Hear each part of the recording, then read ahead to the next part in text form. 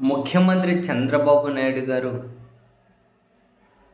పారిశ్రామికవేత్తలతో సమావేశమని విదేశాలకు వెళ్తారు. దేశంలో వేరే దగ్గరికి వెళ్తారు. పారిశ్రామికవేత్తలతో సమావేశం అవుతారు. తర్వాత ఆంధ్రప్రదేశ్కి వచ్చి పారిశ్రామికవేత్తలతో మాట్లాడుతూ ఉంటే మళ్ళీ జగన్ అధికారంలోకి వస్తాడా అని చెప్పి వాళ్ళు అనుమానపడుతూ ఉన్నారు.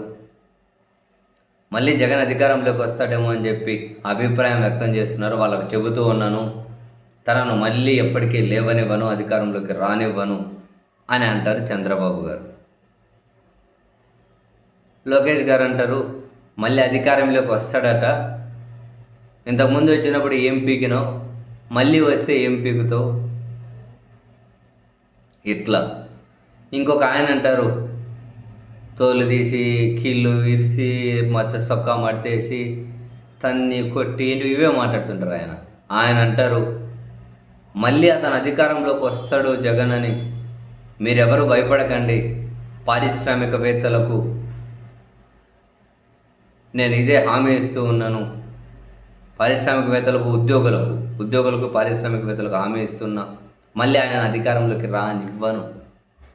అది 2019 ముందు చెప్పాడు కదా, జగన్ అధికారంలోకి రాడి శిలా శాసనం అన్నట్టు. నేను మళ్ళీ జగన్ అధికారంలోకి రానివ్వను, ఉద్యోగులు పారిశ్రామికవేత్తలు మీరు ఎవరు భయపడకండి అని.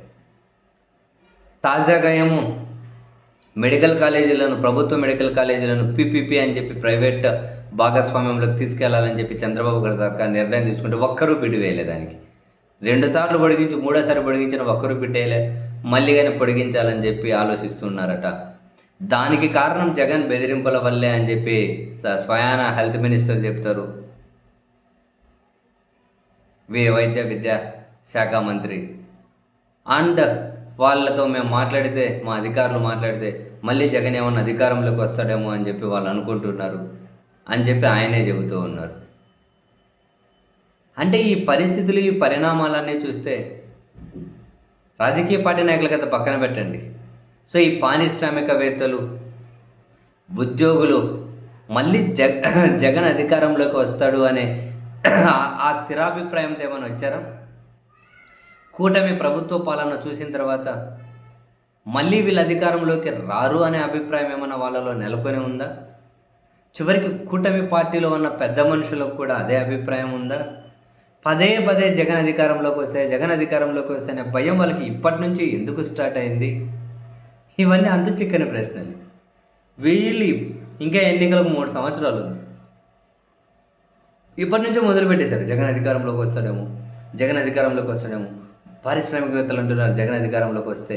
అదిగో మెడికల్ కాలేజీలను పీపీపీలోకి తీసుకోమని అడిగితే జగన్ అధికారంలోకి వస్తాడేమో అని చెప్పి వాళ్ళు బిడ్లేయట్లే. అదిగో ఉద్యోగులు భయపడుతున్నారు జగన్ అధికారంలోకి వస్తాడేమో అని.